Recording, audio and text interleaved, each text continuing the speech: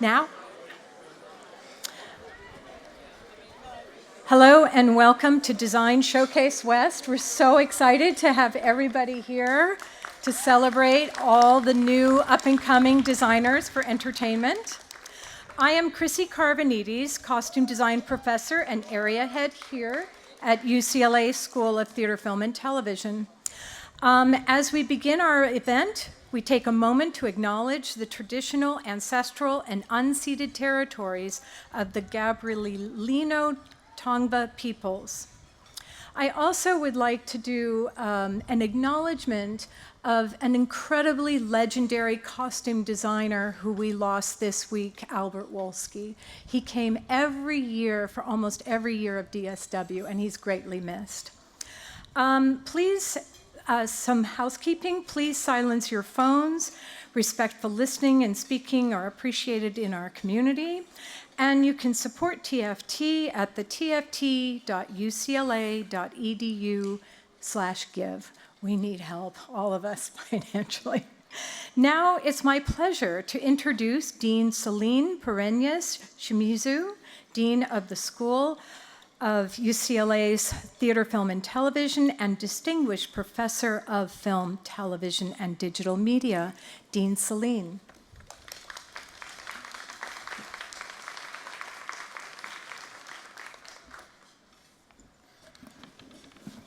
I hope I delivered on my outfit because it was a bit stressful this morning how to dress for you all. So good afternoon, everyone, and welcome to our beloved UCLA School of Theater, Film, and Television. It's my pleasure to welcome you to the 24th Design Showcase West. I think we need a bigger applause. This is a big deal of an event. Imagine all the students from all over the world interacting with professionals and faculty.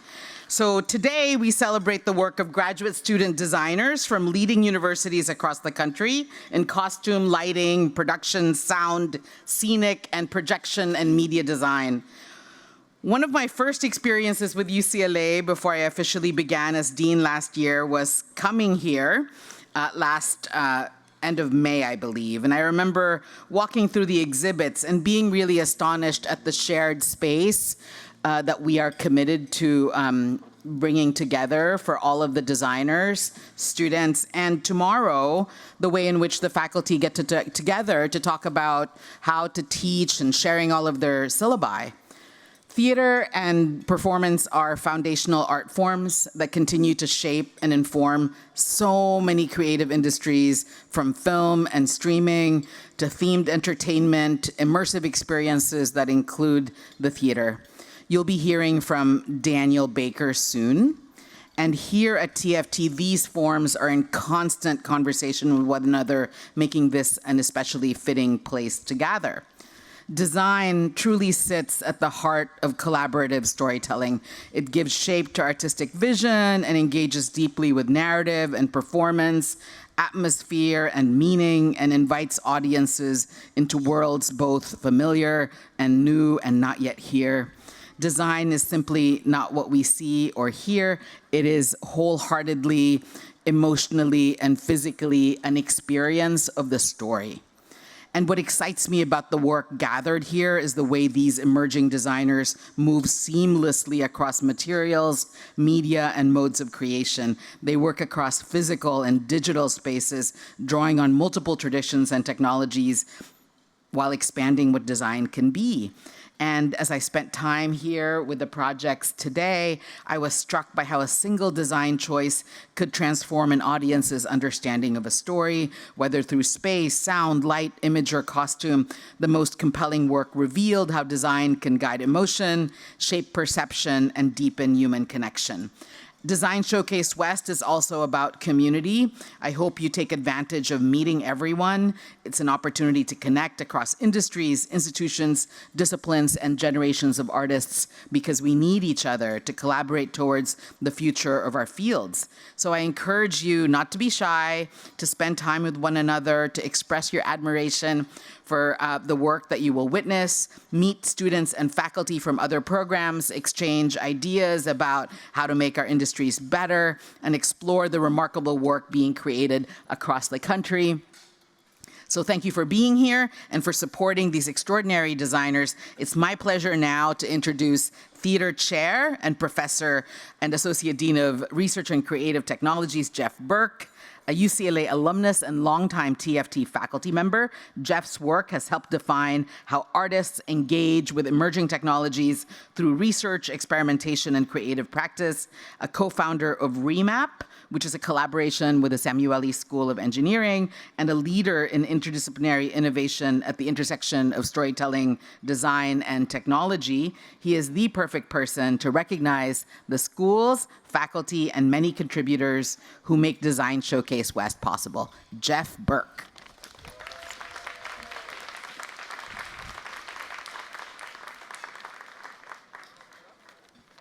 Thanks, Dean Celine, and welcome everybody to Design Showcase West. I'm Jeff Burke, the chair of the Department of Theater. Thanks for that intro.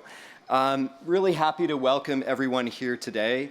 What I wanted to do is just recognize who's here and start with the schools. So these are graduate students and faculty from across the country. Of course, here from the UCLA School of Theater, Film, and Television, but also from the American Film Institute, the California Institute of the Arts from CalArts, Carnegie Mellon University, Chapman University, the Dodge College of Film and Media Arts, NYU Tisch, the San Diego State University, University of California, Irvine, UCI, thank you for coming up, University of Texas at Austin, as well as our international schools who are in your program and on the website, the Australian Film, Television, and Radio School, the Victoria College of the Arts, University of Melbourne, and the Aristotle University of Thessaloniki. So thank you and welcome to all the students and faculty are here. Can we give one round of applause for everyone represented here? It's been fantastic to go through the exhibits and see all of your work. I'd like to thank next our design faculty by name who have put this showcase for students on now for 24 years. I'll start with Myung-Hee Cho, who is right there, professor of scenic design and production design, who has really shepherded this into what it's become. Lap-Chi Chu, head of lighting design. Chrissy Carbonides, head of costume design. Deborah Landis, the director of the Copley Center for Costume Design. Adam Rigg, head of scenic design, who I think you'll hear from in just a moment. We can clap for each one. Jonathan Burke, head of sound design. And Jeff Bim, our interim head of lighting design.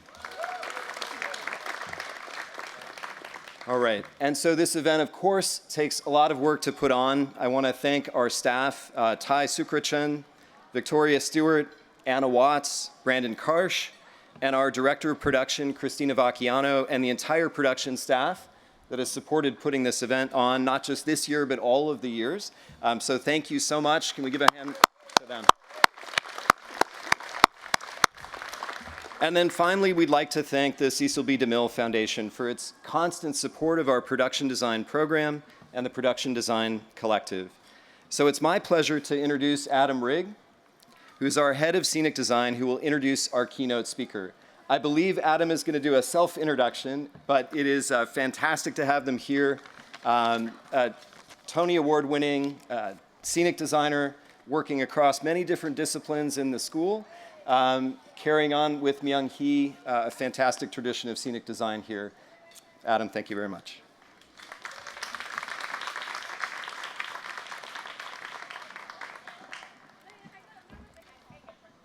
Hello. I hate talking in front of people. Good afternoon to most of you. I'm a new face, but UCLA School of Theater, Film, and Television is anything but new to me.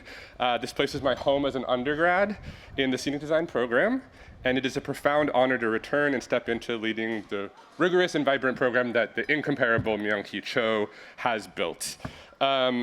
The red eyes have been worth it. The students, as you saw today, are incredible. All of the students from across the country are just really inspiring, and make me happy to do what I do. So speaking of another alumni who went into the world and did something extraordinary, today's keynote speaker is living proof of where this program can take you.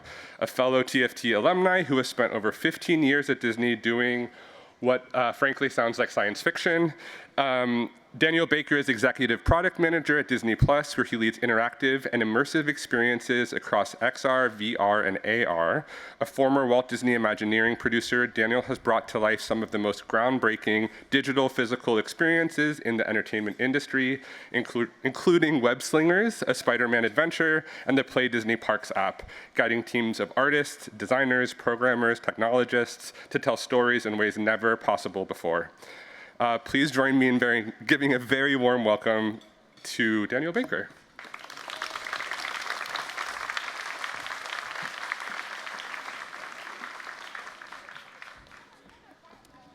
Hi, everyone. I am so excited to be with you all and share a little bit about my journey and my story. I'll talk a little bit about how I work with designers across all disciplines during my non-traditional career, and a bit about learnings that I keep coming back to as my job as a creative during these changing times. But let me start with something a little nerdy and embarrassing. I was 14 years old, and my friends and I decided that Halloween was not big enough. We needed to go further. We pitched our parents on hosting a haunted house in our own house for the neighborhood, for strangers. My parents, of course, said, absolutely not, but you can have the garage. And thus, the haunted garage was born. Every year, it grew. We recruited our actor friends to be the performers. We recruited our creative friends to be the art directors. We recruited our technical friend to be the tech director. And me, I was somewhere in the middle. I was wrangling everyone, resolving conflict, keeping us on schedule, making sure the vision held together. I didn't know it yet, but I was the producer. The Haunted Garage ran for 5 years. In the end, it had multiple storylines, elaborate rooms, custom gags. People would literally bus to our house to stand in line for an experience in a garage. And the whole time, without knowing what to call it, we were pulling creative reference from Disneyland's Haunted Mansion. The hitchhiking ghosts, the endless hallway, the room where you don't know if it's stretching or if you're getting smaller. This was my first design education. I just didn't have the vocabulary for it yet. I came to UCLA, right here, and studied theater, design, and production. I was primarily a stage manager, but I dabbled in lighting design, scenic design, set design. I tried everything, which in retrospect was one of the most valuable things that I could have done for my career, because I spend every day talking to designers across every discipline, and I can speak their language. But here's the thing I want to tell you about stage management specifically that's really stuck out to me. Stage management is not in and of itself a creative discipline, and that's exactly its superpower. As a stage manager, you're not the artist, you are the system that makes the art possible. You hold the room, you manage the timeline, you help translate between the director's vision and the carpenter's reality. You're fluent in every department and accountable to none of them artistically. I have used those exact skills every single day in a 16-year career at the Walt Disney Company. Whether I'm managing a team of Imagineers, designing a theme park ride, producing a VR experience with filmmakers from Marvel, or leading a technology roadmap for Disney+, it's all stage management. The stage just keeps getting bigger. The other thing I did at UCLA, and this turned out to matter enormously, was minor in cognitive science. At the time, I thought it was just an interesting intellectual curiosity. I have always been a left brain, right brain kind of person, both creative and technical, and cognitive science felt like a place where those two things could live together. There are things from cognitive science that have informed a lot of my career as a creative professional. I'll plant that seed here and I'll return back to it in a bit. UCLA offered a course at the time Theater 146, The Art and Process of Entertainment Design. It was taught by Bruce Vaughn, who was an executive at Walt Disney Imagineering, the department of the Disney company that designs and builds all of the theme parks, hotels, cruise ships, dining destinations for Disney around the globe. I took it my first year as a student, then wound up as Bruce's teaching assistant for the following 3 years as he rose to become the president of Imagineering. That class introduced me to a world of design that I had no idea existed as a real job. There were people whose entire job it was to create imagined places that people can step into. Not just the look, the entire feeling of a place. The texture of the pavement, the way the music changes as you cross an invisible threshold between lands, the angle of a building at the end of a street engineered to pull you towards it. These were designers. Film designers, theater designers, architects, writers who had been given permission to design anything, and they have built some of the most emotionally resonant environments in human history. I wanted in. Through the combination of Bruce's mentorships and working really hard and a lot of good luck, I landed an entry position in Imagineering in 2010. Imagineering changed how I understood design completely. Here's what I mean. Imagineering has over 150 different disciplines all under one roof. Architects, writers, show set designers, material scientists, robotics engineers, color scientists. There are people whose entire job it is to make the stamped concrete in those different themed lands not only shaped correctly, but durable enough to handle foot traffic for decades. There are people who are plastic skin experts. They specialize in making silicone faces for audio animatronic figures to look more like lifelike characters. At a film production or in theater, you collaborate across disciplines on a project. At Imagineering, you inhabit a world where every possible discipline is under one roof all the time. It's cross-pollination at a scale I have never imagined. And what I learned, sitting inside all of that, is that design is not a specialty. It is a way of thinking.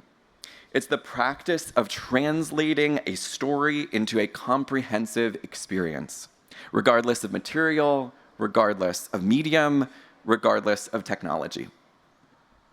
I also learned the fundamental principle that all of my work has since been built on. In a film, you control the frame. The camera decides what the audience sees. But in a theme park, the guest is the camera. They can look anywhere, they can walk anywhere, they can stop wherever they want. You cannot control their perspective, you can only influence it. And so Imagineers use techniques borrowed from theater and film, forced perspective, scale contrast, visual anchoring, but applied to three-dimensional, 360-degree space that a human body moves through. You sculpt rockwork so that from any angle in the land, you never see the city of Anaheim behind it. You put a castle at the end of a street, large, impossibly grand, so that people are physically drawn to walk towards it.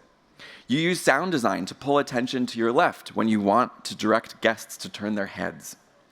The audience's body is the interface. It's always been.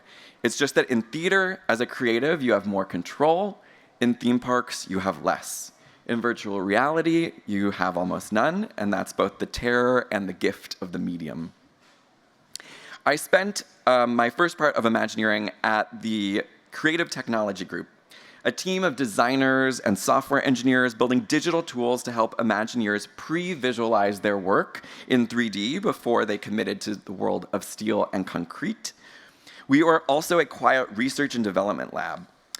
We were experimenting with real-time rendering, computer graphics, with early VR headsets that were custom fabricated for us by academics because nothing commercial had existed yet. That work with early VR would follow me for the rest of my career.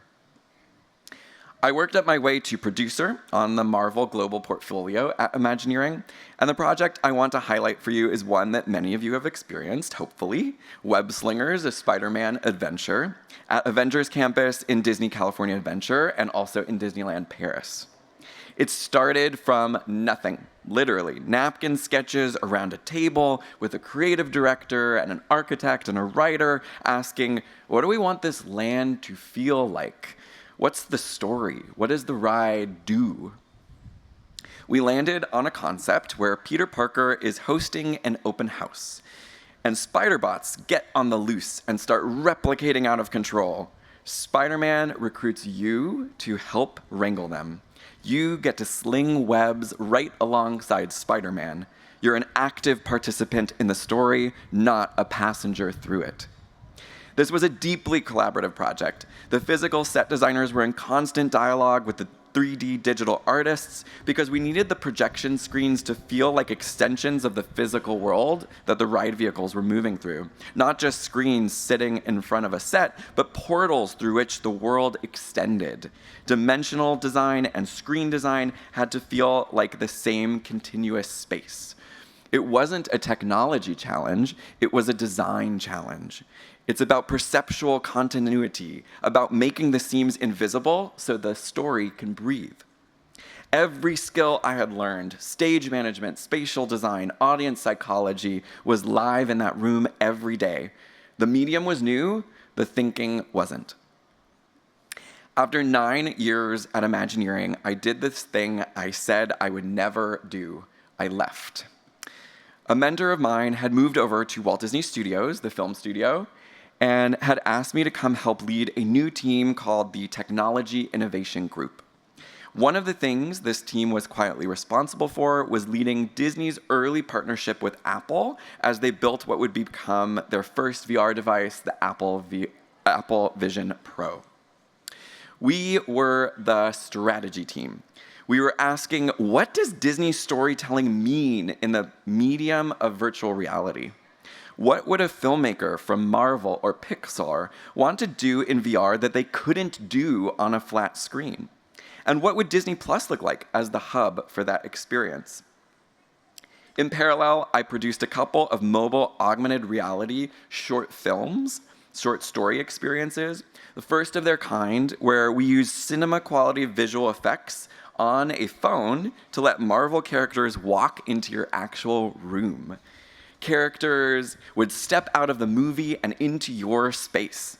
Magic would unfold on the walls around you. The Eternals AR Story Experience, which won a Webby nomination and an AWE nomination, worked on the same principle as a dark ride. You're on a moving platform, sets reveal themselves around you, there's intimacy and grand scale alternating, lighting and sound directing your attention. We just made the sets digital and moved them around on your phone. The medium had changed again, the thinking hadn't. Then Disney Plus recruited me over to lead shipping their app on Apple Vision Pro, which we did. It's one of the highlighted apps on that device, and more recently, we've launched on MetaQuest VR headsets, and we continue to develop storytelling experiences in these spatial mediums. So I've told you a lot of career story, now let me tell you what I think it means. I mentioned earlier that I minored in cognitive science, and there's a concept from that curriculum that I would like you to take with you out of this room. It's called Hebbian learning. The neuroscientist Donald Hebb described it like this: neurons that fire together wire together. When your brain makes a new connection, when it links two previously unrelated things, that is a connection. That connection gets stronger with use. New synaptic pathways form. New ways of thinking become available to you. This is how creative synthesis works, not by going deeper in one lane, but by accumulated unexpected inputs and letting your brain make the connections. The designers I've seen have the longest, most adaptive careers are not the ones who became the most technically specialized. They're the ones who kept feeding their brains with the wildest possible range of experience. They went to museums, but also to factory floors, to clinical spaces, to countries where they didn't speak the language and had to navigate entirely by spatial and social intuition. They watched how people moved through airports, through markets, through grief. Every new context you put yourself in is a new synapse firing. And when you sit down to design something, anything, you draw from all of it. This is why I tell you with no ambiguity, travel is a professional development. It is R&D. It is not a luxury you'll someday do when things slow down. It is a core part of staying sharp. Go somewhere you've never been, be bad at navigating it, let the strangeness sink in. This is also, by the way, something that applies to approaching new tools, new techniques, and new storytelling mediums as well. Trying new things is good for the brain and good for stretching yourself as a designer. The technology is expanding our capacity to create. It is impossible, of course, to ignore AI at this point, especially as it comes to the entertainment industry, and there's a lot of uncertainty around change. But it's a familiar story to me. When I was at Imagineering, we were the team introducing 3D modeling software to designers who had drafted everything in 2D AutoCAD, hand drafting sometimes, their entire careers. This is a long time ago. People were not happy. They felt like technology was erasing what they knew. But over time, they began to try the tools and understand that this is a new tool. It gives me capabilities I didn't have before. And the things that make me a good designer, taste, empathy, spatial instincts, those still matter. Those matter more because now there's more to direct. Workflows are evolving, yes. The new conventions have not been written, but the human artistry of storytelling remains critical. Leverage your core creative training to write the grammar of these new tools. You get to define these workflows. The scariest thing is a blank page, said legendary Disney Imagineer Marty Sklar, but you know how to make the first mark. That's your whole training. Let me give you a practical version of all of this. Your discipline is a starting point, not a ceiling. The MFA is not what you do, it's how you think.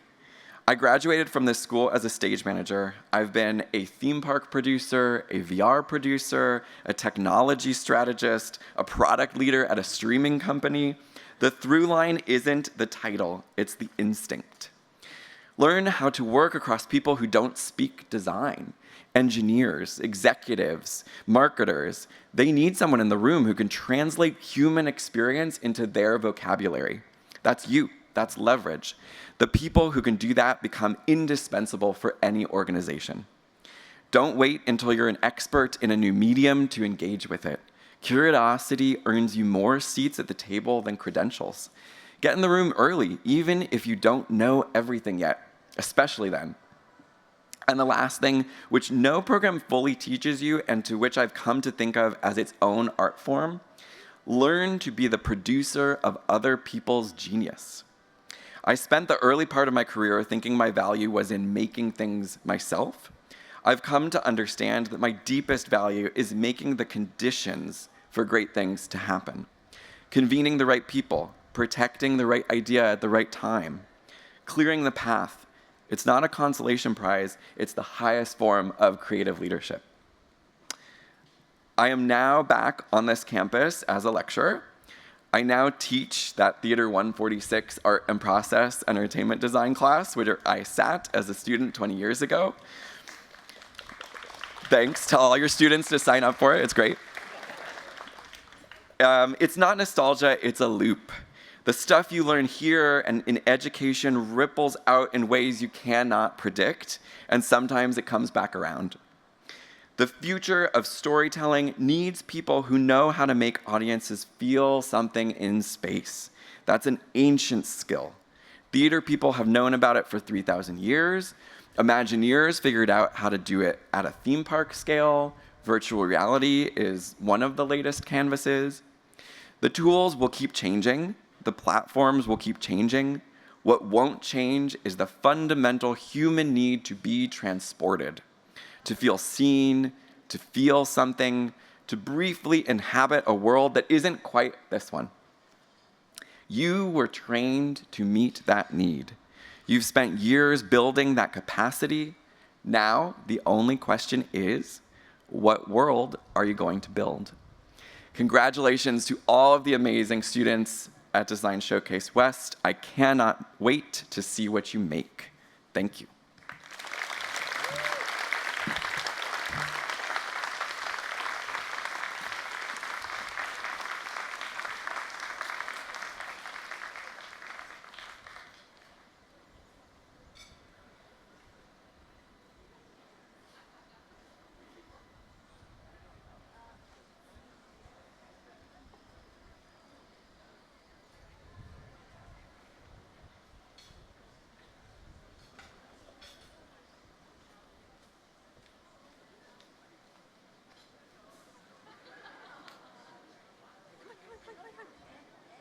Okay. Thank you, everybody, for being here. Thank you, Daniel. That was really an amazing speech. Please, please, please, after we have coffee outside in the courtyard. We have some desserts, but please go back and visit the incredible students who are showing their work for the first time as a collection of their work. And tomorrow we have the undergraduate showcase. It's our second year hosting the undergraduates. And they are coming, there's 38 of them coming from 7 different Southern California schools. So if you haven't had enough today, please come join us tomorrow. But thank you all for being here. It really means the world to the students who are now segueing into their professional careers as designers. Thank you.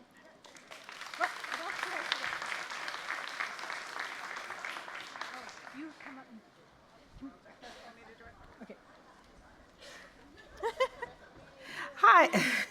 Hi, everyone. Just want to let people know they're at 5 o'clock today. We're having a production design panel with the production designer from, let's see if I can remember, the artist, the studio, and Severance. And it's going to actually be in this building right here. It's actually a very small space, so that's why we didn't make a big point of telling people about it until now. We will have it's going to be on Zoom, and it's also going to have an overflow room. So if you are interested, just let me know. Okay. Thank you. Bye. Thank you, everyone. And we're also going to do the class picture for DSW 24 for all of the students who are presenting. We're going to be on the stairs over here right after we're done with our food, okay? And then a million thanks, Tori, for everything you do, because we couldn't do it without you. Thank you. Victoria Stewart. So actually, I'm going to say, like, we're going to do it now. Right? Now. Okay. So actually, it's the photo now. You can go back and get food a little bit later, but this way we get everybody at the same time. So all the exhibitors, please make your way to those steps over there.